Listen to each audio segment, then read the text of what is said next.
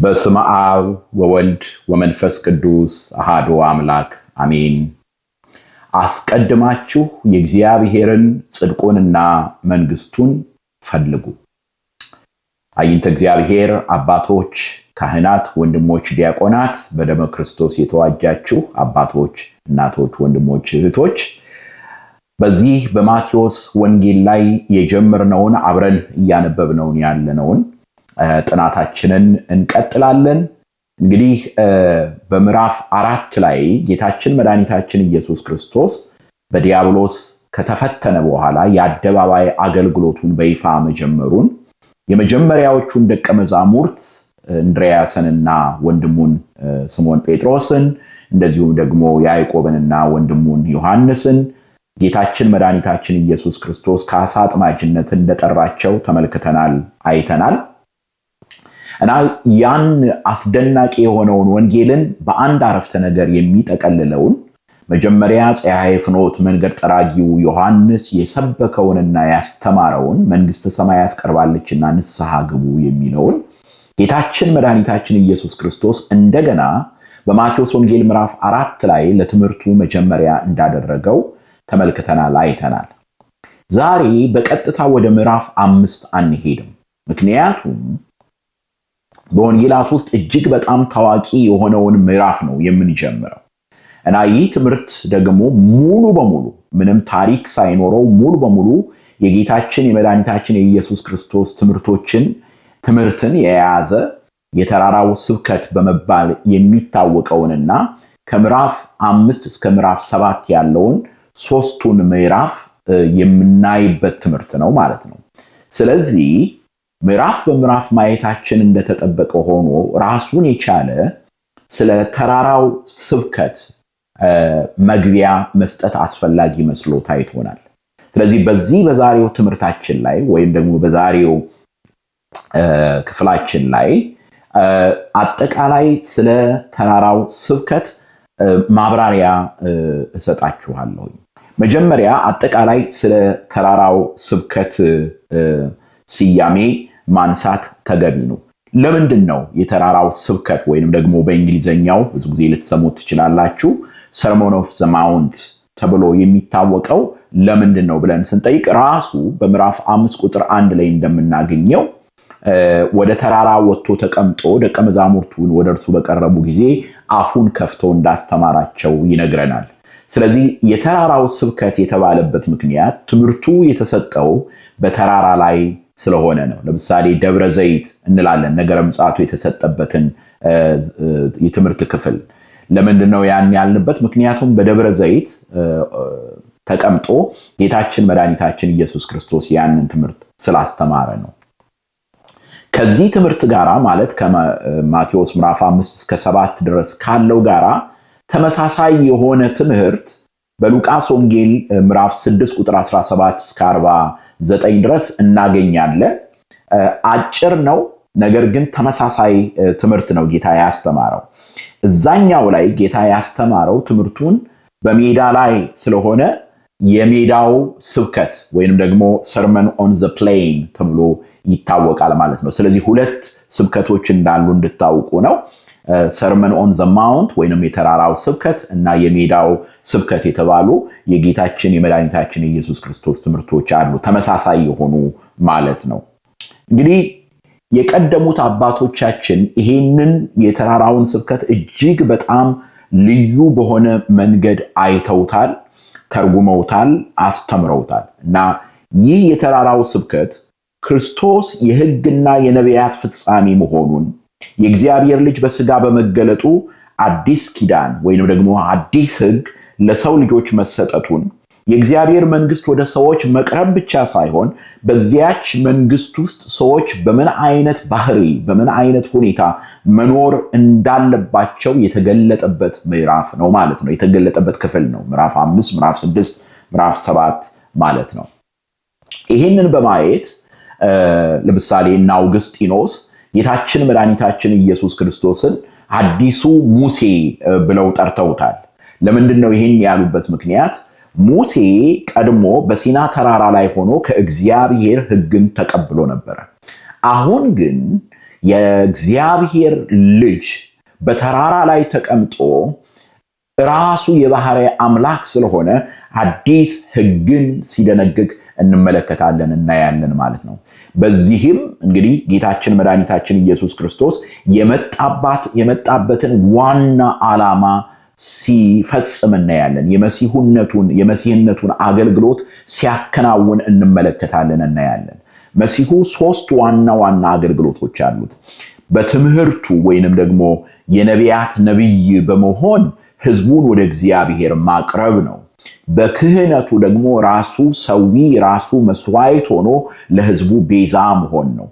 በንጉስነቱ ደግሞ ዲያብሎስንና መሳሪያውን መርዙን ማለት ኃጢአትና ሞትን ድል በማድረግ ህዝቡን ከጨለማ መንግስት ወደ ብርሃን መንግስት ወደ አባቱ መንግስት የፍቅር መንግስት ማፍለስ ነው እና አሁን የምናየው በዚህ በተራራው ስብከት ላይ የምንመለከተውና የምናየው ይሄንን የነቢያት ነቢይ የሆነ ጌታ በትምህርቱ ህይወት የሚገኝበትን ትምህርት አምላካችን ሲሰጥ እንመለከታለን እናያለን ማለት ነው።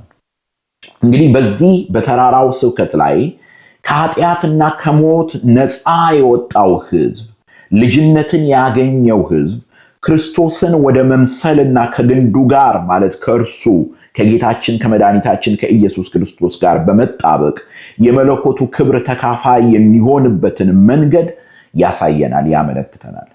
በክርስትናችን ውስጥ ደግሞ ለመንፈሳዊ ህይወታችን አይማድ የሆኑትን መንፈሳዊ ዲሲፕሊንስ እነዚያን ያሳየናል፣ ያስተምረናል፣ ያመለክተናል ማለት ነው። እንግዲህ ይህንን ካልኩኝ ዛሬ አጭር መግቢያ ነው የምሰጣችሁ። ምክንያቱም እንደገና በዝርዝር ገብተን እያንዳንዱን ምዕራፍ እንመለከታለን እናያለን። ስለዚህ አሁን አጠቃላይ ነገር እንዲኖራችሁ ነው። ምንድነው ይሄ የተራራው ስብከት? ለምንድነው ይሄ ረጅም የሆነው ትምህርት የተሰጠው ካላችሁ በአዲሱ ህግ የሚኖሩ ክርስቲያኖች ምን አይነት ባህሪ ሊኖራቸው እንደሚገባና የእግዚአብሔር ጸጋ እግዚአብሔር መንፈስ ቅዱስ በውስጣቸው በሚያከናውነው አስደናቂ ስራ እንዴት እግዚአብሔር አምላክ ህይወታቸውን እንደሚለውጥ እንመለከታለን እናያለን ማለት ነው። እንግዲህ ይሄን ካሳየዋችሁ ምዕራፍ 5 ምዕራፍ 6 ምዕራፍ 7 ላይ አንድ የሆነ ስብከት ነው ያለው፣ ግን በውስጡ የተከፋፈሉ ታላላቅ የሆኑ 3 ክፍሎች አሉት እና እነዚህን ዛሬ አሳያችኋለሁ። እዚህ ላይ ቆም ልበልና አንድ እንድታደርጉልኝ የምፈልገው እባካችሁ ቢቻል በአንድ ቁጭታ 3 ምዕራፍ ስለሆነ የተራራውን ስብከት ከምዕራፍ 5 ጀምሮ እስከ ምዕራፍ 7 ድረስ ለማንበብ ሞክሩ። የእግዚአብሔርን ቃል እንደገና ደጋግመን ብናነበው ደስ ይላል። ስለዚህ ምንድነው ማደርገው? እኔ ራሴ ከዚህ መግቢያ በኋላ የተራራውን ስብከት ሙሉውን አነብላችኋለሁ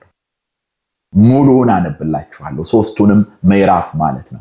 ስለዚህ አብረን ማንበብ እንችላለን። ዋናው ዓላማው የኔን ማብራሪያ እንድትሰሙት አይደለም፣ በቀጥታ የእግዚአብሔርን ቃል እንድታነቡት ነው። የእግዚአብሔርን ቃል እንድትሰሙት ነው። ለልባችሁ እንድትሰሙት ራሱ ጌታ የተናገረውን ራሱ ጌታ ያስተማረውን እንድትሰሙት ስለሆነ አደራችሁን ያንን እንድታነቡ በእግዚአብሔር ስም ጠይቃችኋለሁ። ስለዚህ መጀመሪያ ክፍሎቹን እስቲ ላሳያችሁ። የመጀመሪያው አንደኛው አንቀጸ ብፁዓን የምንለው ወይንም ደግሞ በእንግሊዘኛው እና በላቲኑም ቢያቲቲዩድስ ተብሎ የሚታወቀው ማለት ነው። ምዕራፍ 5 ከቁጥር 1 እስከ 16 ድረስ የምናገኘው ነው እና የተራራው ስብከት የሚጀምረው እውነተኛ የክርስቶስ ደቀ መዛሙርት እውነተኛ የመንግስቱ ዜጎች ሊኖራቸው የሚገባውን ደስታን የተመላ ምስጋናን የተመላ ዕረፍትን የተመላ ምሉ የሆነ ህይወት ብፁዕ ማለት ያ ነው። ብፁዕ ማለት በነገራችን ላይ ብፁዓን ናቸው እያለ ስለሚሄድ ነው አንቀጸ ብፁዓን የተባለው። ስለዚህ ብፁዕ ማለት ምስጉን፣ ንዑድ፣ ክቡር፣ ምሉ የሆነ ህይወት ያለው ደስተኛ የሆነ ህይወት ያለው ማለት ነው። መካሪዮስ በግሪኩ በጣም ፕሬግናንት የሆነ ቃል ነው ማለት ብዙ ፍቺ ያለው ቃል ነው። ነገር ግን በአጠቃላይ እግዚአብሔር ሁሉ በሁሉ የሆነበት ህይወት የሚኖሩ ሰዎች የሚኖራቸውን ባህሪ ነው እዚህ ስፍራ ላይ የምናየው። የሚገርመው ነገር በዚህ በአንቀጸ ብፁዓን ውስጥ ወደፊት እናየዋለን በሰፊው የዓለም ቫሊዩና የዓለም እሴትና የእግዚአብሔር ቫልዩ ምን ያህል ተቃራኒ እንደሆነ እንመለከታለን እናያለን። በጊዜው እንመለከተዋለን እናያለን። ስለዚህ ይሄ የመጀመሪያው አንደኛው አንቀጸ ብፁዓን እናያለን ማለት ነው። በሁለተኛ ደረጃ የምናየው አዲሱን ሕግ አዲሱን ኪዳን ኒው ኮቨናንት ኒው ሎ እንመለከታለን እናያለን። የአዲሱን ሕግ የምንመለከተው ከምዕራፍ 5 ከ17 እስከ 48 ድረስ እንመለከታለን እናያለን። እና በዚህ ክፍል ውስጥ ጌታችን መድኃኒታችን ኢየሱስ ክርስቶስ እንዳትረሱ እና አውግስጢኖስ አዲሱ ሙሴ ብለውታል። ሙሴ በቤት ውስጥ የታመነ አገልጋይ ነበረ። ወልደ እግዚአብሔር ኢየሱስ ክርስቶስ ግን ሐዋርያው ቅዱስ ጳውሎስ በዕብራውያን መልእክት ላይ እንደተነገረን በቤቱ ላይ የተሾመ ልጅ ነው፣ የባህሪ ልጅ ነው፣ አምላክ ነው። እና ይህ አዲሱ ሙሴ ሕግን የፈጸመ የብሉይ ኪዳን ፍጻሜ የሕግና የነቢያት ፍጻሜ ስለሆነ በብሉይ ኪዳን የተሰጠውን ሕግ ወደ ግቡ ወደ መንፈሳዊ ትርጉሙ ሲያደርሰው እንመለከታለን እናያለን። ለምሳሌ አትግደል እንደተባለ ሰምታችኋል ይለናል። ስለዚህ መግደል ተከልክሏል በብሉይ ኪዳን። ግን አሁን ጌታችን መድኃኒታችን ኢየሱስ ክርስቶስ ይሄ መግደል ከየት እንደሚመነጭና ወደዚህ ግድያ የሚያደርሱት ነገሮች ምን እንደሆኑ ያሳየናል። ቁጣ፣ ስድብ፣ ቂም እንዴት ከነፍሰ ገዳይነት ጋር አንድ እንደሆኑና ወደ ፍርድ ሊያመጡ እንደሚችሉ ያሳየናል። አይገርምም? አሁንም ተመልከቱት። ሀገርን ደም የሚያቃባው ወገንን ከወገን ጋር ደም የሚያቃባው ምንድነው? ምላስ ነው፣ ቂም ነው፣ ጥላቻ ነው፣ ስድብ ነው። ትዝ ይላችኋል። በሀገራችንም ያው እየተከናወነ ነው ያለው። በሩዋንዳ የነበረውንም ካያችሁ ከተመለከታችሁት ኮክሮቾች ናቸው ነበር ያሏቸው። ኮክሮቾች ናቸው ማለት በእግዚአብሔር አርአያና ምሳሌ የተፈጠረውን ሰው ወዲያውኑ በሌላ መንገድ ማየት ሲጀምሩ የዛን ጊዜ ኮክሮችን መግደል ምንም አይሰማም። ስለዚህ ወንድም ወንድሙን፣ ጎረቤት ጎረቤቱን በሰይፍ ወደ ማረድ ደረሰ። ስለዚህ ጌታችን መድኃኒታችን ኢየሱስ ክርስቶስ አትግደል የሚለው ቃል ነፍስ ስናጠፋ አይደለም ግድያ የሚጀምረው እያለን ነው። ወንድማችንን ስንሰድበው የነፍሰ ገዳይነት መንፈስ ወደኛ እየቀረበ ነው። በወንድማችን ላይ ጥላቻ ስንይዝ እንዳንታረቅ ሆነን ስንጣላ የነፍሰ ገዳይነት መንፈስ ወደኛ እየቀረበ ነው። ስለዚህ ያንን ያሳየናል። አታመንዝርም ልክ እንደዚሁ ነው። ማለት የግዴታ ከሴቷ ጋር ወይንም ከወንዱ ጋር በግብረ ስጋ ግንኙነት ሲወድቅ አይደለም አንድ ሰው አመነዘረ የሚሆን። ገና የሚጀምረው ከአይምሮ ነው። ምንዝርና የሚጀምረው ከአይምሮ ነው። እነዚህ ነገሮች በቦታው ስንደርስ በሰፊው እናያቸዋለን እና እንመለከታለን። ፍቺ በብሉይ ኪዳን ተፈቅዶ ነበር የልባቸውን ደንዳናነት አይቶ ይለናል ጌታችን መድኃኒታችን ኢየሱስ ክርስቶስ። ነገር ግን አሁን በአዲስ ኪዳን ግን ያለ በዝሙት በአመንዝራነት የተከናወነ ነገር ካልሆነ በስተቀር ፍቺ ክልክል እንደሆነ እንመለከታለን እናያለን። እንደዚሁም ደግሞ ነገራችን መሐላ በብሉይ ኪዳን ተፈቅዶ ነበር። አሁን ግን ነገራችን አዎን አይደለም ማለት እንዳለብንና ነገር ግን በሕግ ፊት ብቻ ያኔ በረባውም ባረባውም ነበር መሐላው። አሁን ግን በሕግ ፊት ብቻ ቃላችንን መስጠት እንዳለብን ይነግረናል። ቃል ኪዳን መግባት ነው፣ ቃልን መስጠት ነው። አዎን አምናለሁ ይሄን ቃሌን እሰጣለሁ ነው እንጂ መሐላ በየስፍራው አሁን እንደተለመደው የተለያየ የመሐላ አይነቶች አሉ። በተለይ በእኛ ባህል እና ያ ክልክል እንደሆነ እንመለከታለን፣ በቦታው እናየዋለን። በቀድሞ አይን ስለ አይን ጥርስ ለጥርስ ነበር መላው ዓለም በሙሉ ከሐሙራቢ ሕግ ከጥንቱ ሕግ ጀምሮ የሰው ልጆች ሕግ ጀምሮ። ነገር ግን ጌታችን መድኃኒታችን ኢየሱስ ክርስቶስ ጠላታችሁን ውደዱ ሲለን እናያለን። ለሚመታችሁ ጉንጫችሁን ስጡ ሲለን እናያለን። አዲስ ሕግን ይሰጠናል። ለምን? ምክንያቱም የሰማዩ አባታችሁ ፍጹም እንደሆነ እናንተም ፍጹማን ሁኑ ይለናል። ስለዚህ ግቡ ምንድነው? ክርስቶስን እንመስል ነው።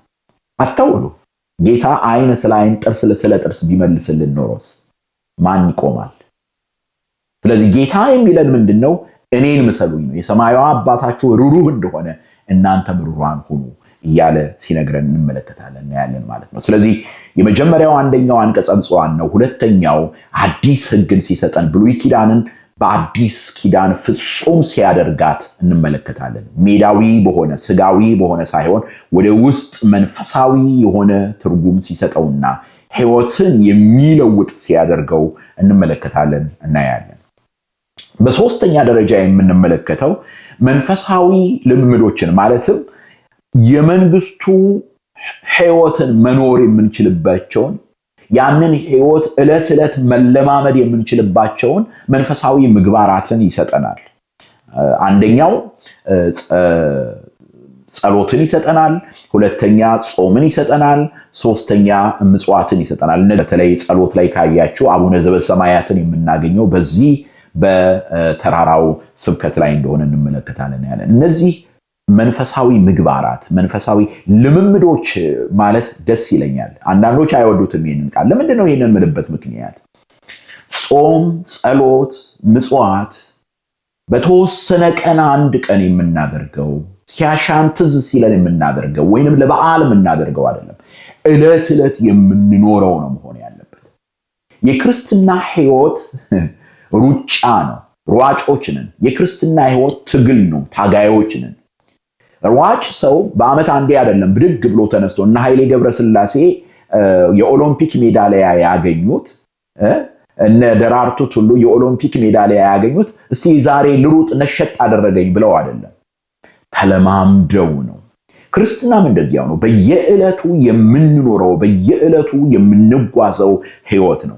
ስለዚህ ጌታችን መድኃኒታችን ኢየሱስ ክርስቶስ በየዕለቱ ድሆችን እንድናስብ፣ በየዕለቱ በጸሎት በእግዚአብሔር ፊት እንድንቆም፣ በየዕለቱ በጾም በእግዚአብሔር ፊት እንድንጾም፣ ራሳችንን እንድናዋረድ ይነግረናል። በእግዚአብሔር ፊት ነው፣ በሰው ፊት አይደለም። ይሄንን እያነጻጸረ ነው የሚነግረን። ለምንድን ነው ይሄን የምናደርገው? ምክንያቱም በምድራዊ ነገር እንዳንጨነቅ፣ መዝገባችንን በሰማይ እንድናደርግ፣ ወንድማችንና እህታችንን በምህረት እንድንመለከት፣ ለጸሎት እንዳንታክት፣ ይልቁንም ደግሞ እንድናንኳኳ ደጁን የሚከፍትልን አምላክ ስላለን ያንን ያስተምረናል፣ ያሳየናል ማለት ነው። ስለዚህ የመጀመሪያው አንቀጸ ብፁዓን ነው። ሁለተኛው ሐዲሱን ሕግ ይሰጠናል። ብሉይ ኪዳንን በሐዲስ ኪዳን ይተረጉምልናል። በሶስተኛ ደረጃ መንፈሳዊ ምግባራትን ያስተምረናል። እግዚአብሔርን በመምሰል ሕይወት እንድንኖር ይህንን ሐዲሱን ኪዳን የምንተረጉምበትን መንገድ ያሳየናል። በተለይ እነዚህን ሶስቱን ምጽዋትን፣ ጾምን፣ ጸሎትን ይሰጠናል። ዛሬ ንስሐ የሚገቡ ሰዎች በአብዛኛው የሚሰጣቸው ቀኖና እነዚህ ሶስቱ ናቸው። ምጽዋት፣ ጸሎት። ምጽዋት ማለት ለድሆች መመጽወት ማለት ነው። በነገራችን ላይ ይሄ ሙዳየ ምጽዋት የሚለው ቃል ወደ ቤተክርስቲያን የሚገባ አልነበረም። የዛሬን ያርገውና ለቤተክርስቲያን አስራት በኩራት ነው። ምጽዋቱ ሙዳየ ምጽዋቱ ለድሆች ነው የነበረው።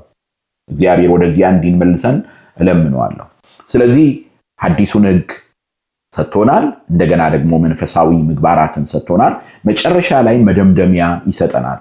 ከሐሰተኛ ጽድቅ የምንጠበቅባቸውን እነዚህም ሶስት ዋና ዋና ምክሮችን ነው የሚሰጠን። አንደኛ በጠበበው ደጅ እንድንገባ፣ ሁለተኛ በግን መስለው ከሚመጡ ነጣቂ ተኩላዎች እንድንጠበቅ፣ ሶስተኛ ሰሚዎች ብቻ ሳይሆን አድራጊዎች እንድንሆን ነው። እንግዲህ የተራራው ስብከት እጅግ በጣም አስፈላጊ ነው። ለእኔና ለእናንተ የተሰጠን ብሉፕሪንት ነው። በእግዚአብሔር መንግስት ውስጥ ዜጎች ሆነን ለመኖር እግዚአብሔር በረዳን መጠን በጾም፣ በጸሎት፣ በምጽዋት፣ በስግደት እግዚአብሔርን እያከበርነው ልንኖረው የተሰጠን ህይወት ነው። ነገር ግን አንዳንድ ኢንተርፕሬቴሽኖችን ልትሰሙ ትችላላችሁ። አንዳንድ ትርጓሜዎችን ልትሰሙ ትችላላችሁ።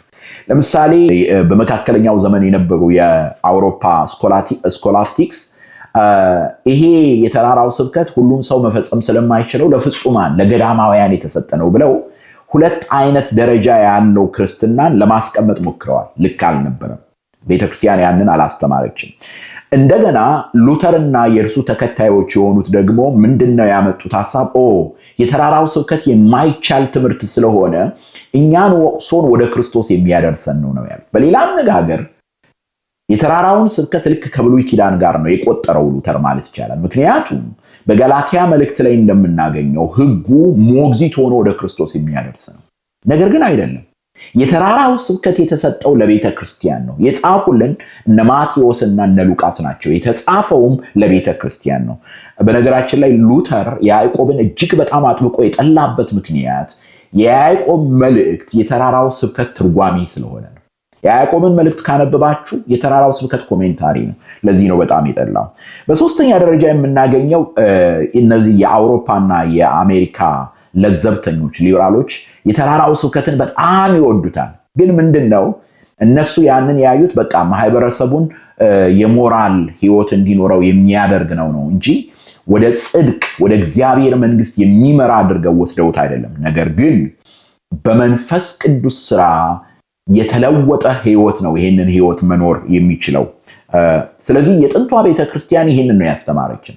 የሥላሴን ልጅነት ያገኘ የእግዚአብሔርን ጸጋ የእግዚአብሔርን ልጅነት ያገኘ ሰው በእግዚአብሔር መንግስት ውስጥ ሊኖረው የሚገባውንና ህይወት ሊያገኝበት የሚችለውን ይሄንን አስደናቂ የሆነ ትምህርት ጌታችን መድኃኒታችን ኢየሱስ ክርስቶስ ሰጥቶናል። እንግዲህ የተራራው ስብከት ይሄ ነው።